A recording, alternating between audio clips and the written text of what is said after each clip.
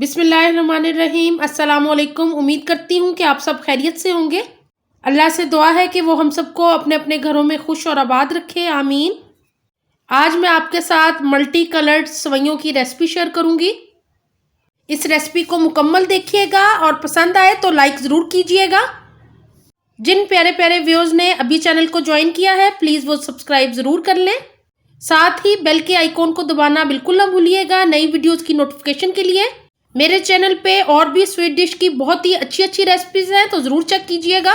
Comment box में ज़रूर बताइएगा कि आपको ये रेसिपी कैसी लगी और वीडियो को मुकम्मल देखने के लिए एंड तक मेरे साथ ही रहिएगा।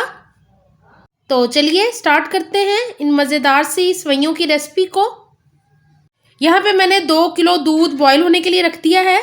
दूध बॉईल हो गया है। अब मैंने एक छोटा पैकेट मल्टी कलर की सेवइयों को शामिल कर दिया दूध के अंदर और इसको स्टर करूँगी अच्छे से ताकि सेवइयाँ नीचे चिपके ना, और हल्की आंच पे इसको पकने देंगे हम तकरीबन 10 से 15 मिनट तक।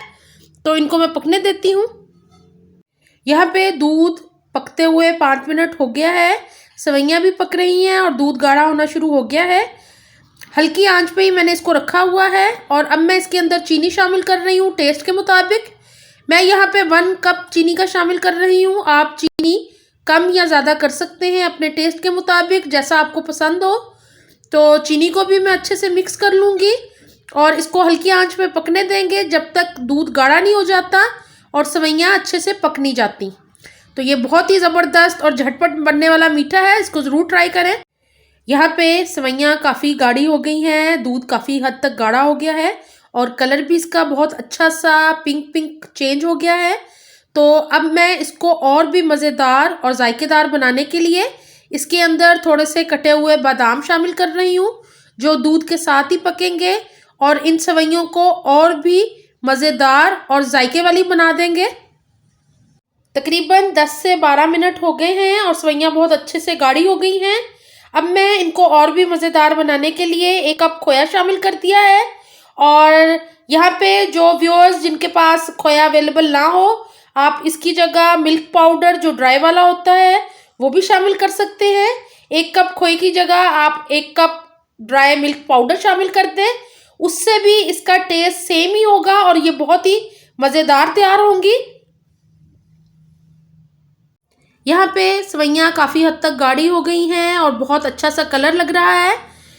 अब मैं स्टोव को बंद कर रही हूँ क्योंकि आपको मैं यहाँ पे एक टिप देती हूँ, अगर हम सेवइयों को और पकाएंगे तो ये बहुत ज़्यादा गाढ़ी हो जाएंगी और फिर खाने में अच्छी नहीं लगेंगी।